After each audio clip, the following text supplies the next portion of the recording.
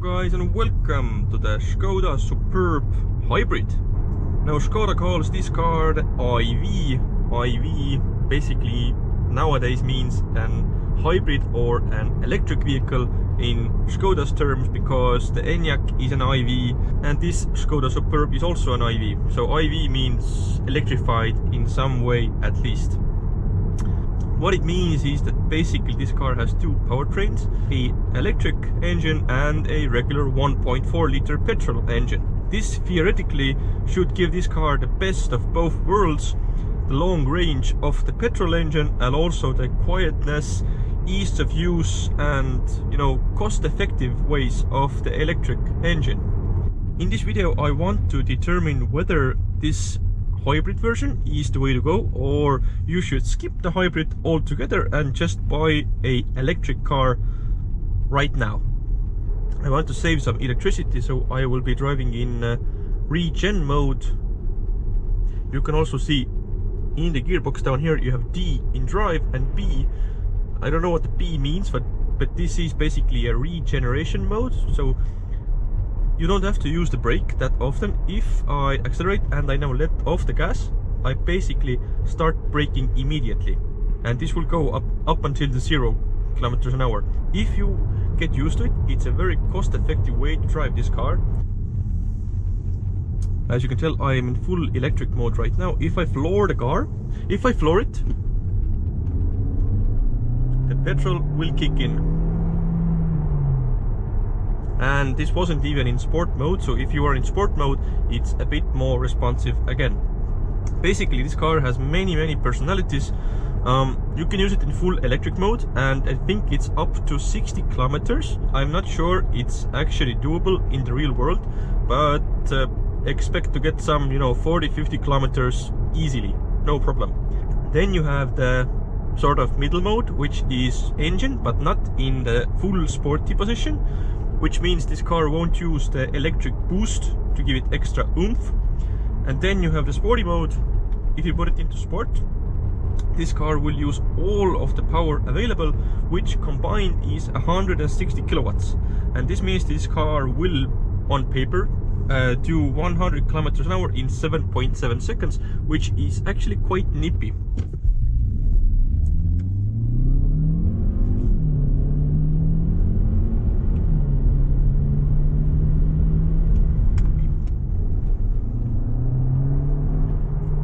It's not a slow car, definitely. It's not a slow car.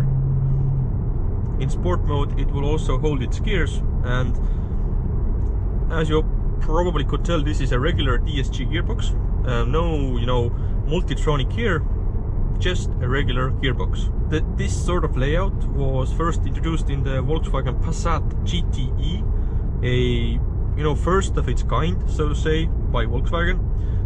Then there was the Golf, of course, the GTE Golf, and now this has come down to Skoda, which also means that it's cheaper to buy than a Volkswagen. And by cheaper I mean it's actually a very viable choice if you are looking for a Superb or a family, estate saloon car. You can get the IV version of the Superb in any of the versions. You can get it in Elegance, you can get it in the highest version, which is this one, the Laurin and Clement, and you can get it also in the standard version. Of course, it's more expensive than the petrol version, but it's only a few thousand euros more. And if you're gonna buy this car for the long term, let's say for 5 years, you will probably make a saving if you buy the hybrid version, because in theory you can drive this car in electric mode all day long. If you charge it up at night in your home, you can use only electric mode. You don't have to use the petrol engine at all. And this means, for example, from Monday to Friday you can drive in EV mode, and if you need a longer journey on a Saturday, you can use the petrol engine. So it's best of both worlds.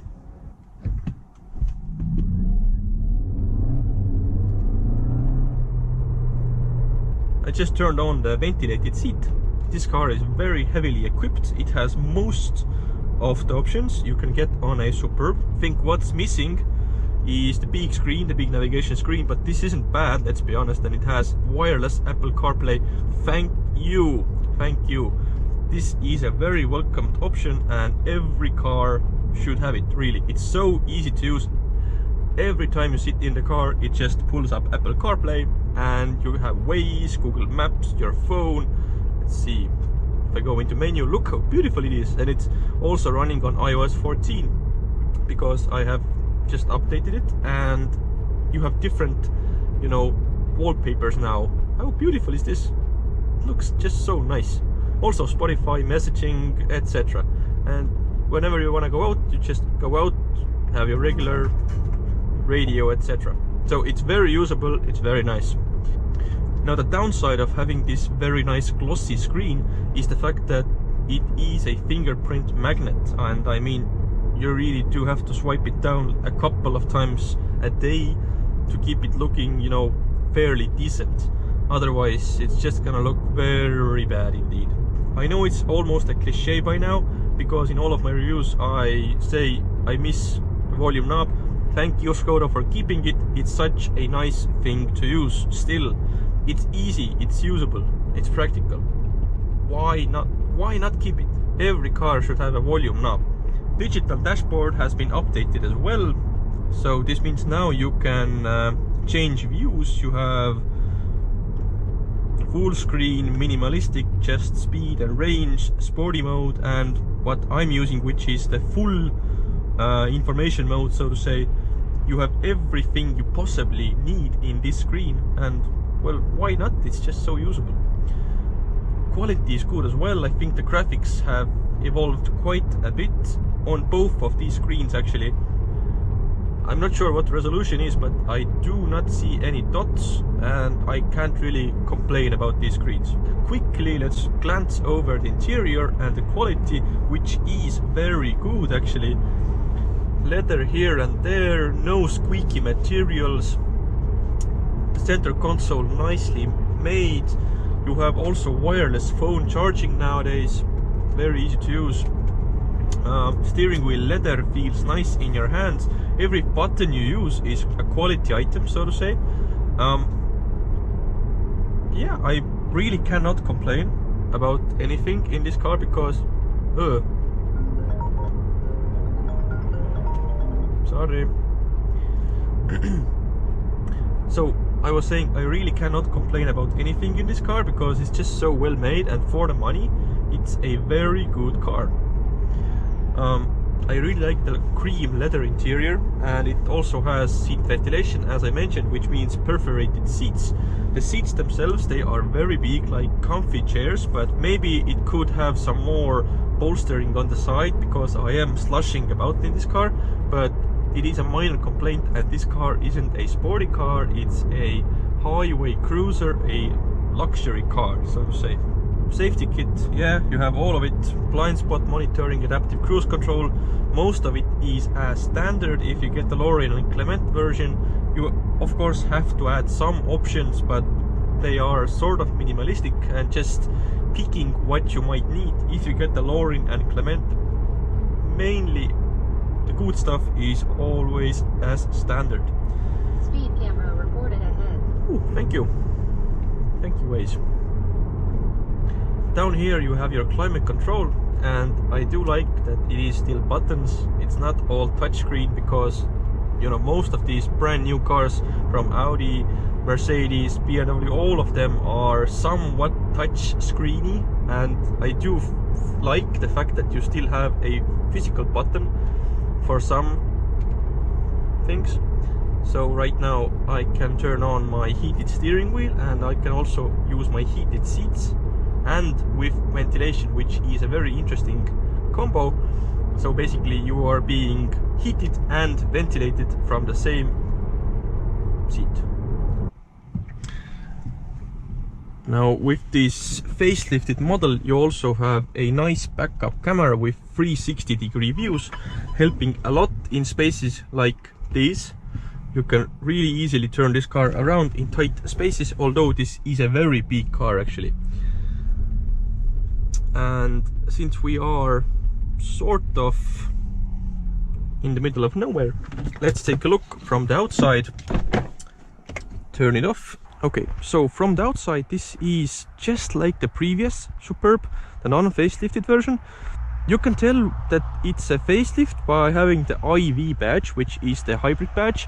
There are some chrome details, some restyled taillights and also headlights, which I can show you here. But these are really minor changes, and if you don't know your Superbs, you probably won't tell the difference between this car and the pre-facelifted model.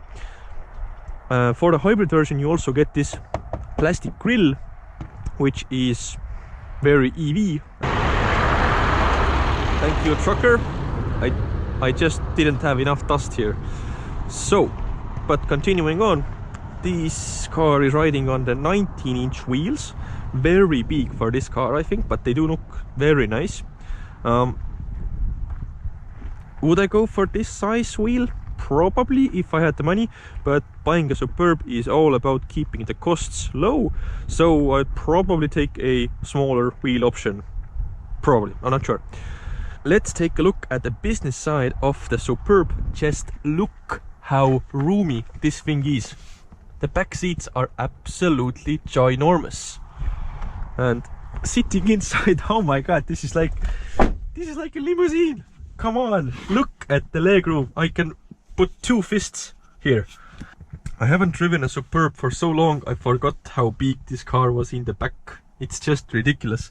You also have a nice sunshade, like this, so the peasants couldn't look at you.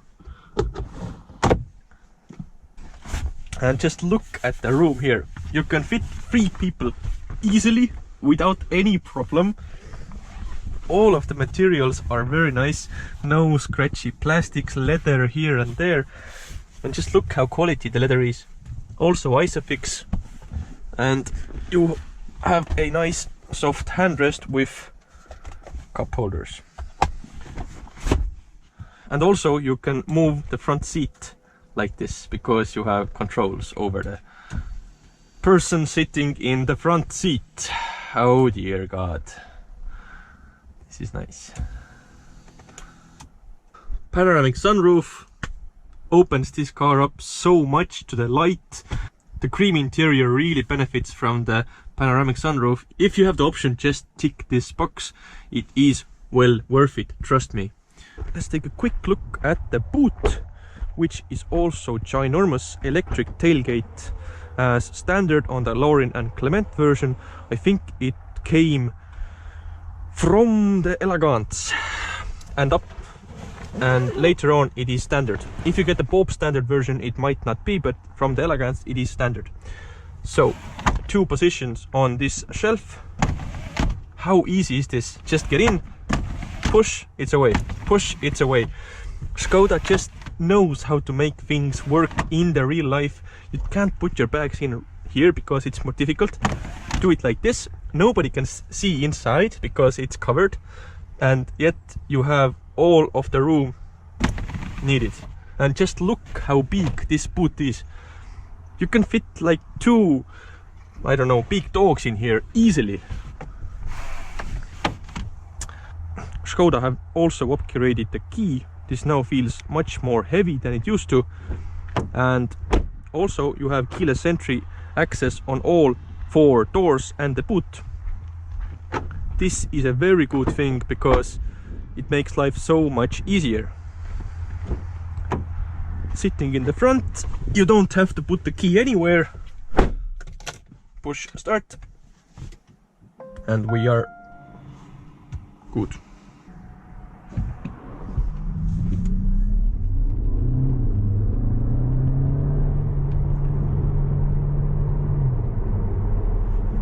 If you're driving quietly, it makes a weird noise. It's due to regulations, I'm sure. It's an EV car noise, and it's very similar actually to the Porsche Taycan noise. Taycan, I think. Taycan, yeah. Taycan, yeah. But yeah, it's actually quite cool. The GTEs of the past didn't make this noise, they were just silent, but this car makes a noise when it's accelerating slowly. So what do I think about the Skoda Superb as a whole, and do I think that you should buy it right now, or should you skip this car and get the electric car right away? Well, it's two-sided. If you travel long distances, there is no question you do need the petrol engine, because the full electric, it's gonna be a hassle driving more than, let's say, 300-400 kilometers a day. This is where the petrol engine shines. You can just refill it and go on without the hassle. Then again, I think this car is a better choice right now, because the petrol is just dying. It's an old trend. Petrol and diesel cars are dying. Until the future of the electric car is so solid that you can drive like 1,000 kilometers on a long range car, I think this might be the best bet for you. So currently in 2020 or even 2021, if you're in the marketplace for a brand new car, get a hybrid. Really, get a hybrid, and this will be all the car you will ever need. You can have an electric range in the city and drive like 50-60 kilometers even without any petrol power. This meaning that you will not use any fuel whatsoever. Now, Skoda claims that the average consumption of this car, this hybrid, is 2 liters per 100 kilometers, but this is just a middle of the range claim. I really think that you can do better. Now, why do you have to ride here, huh? It's narrow as it is.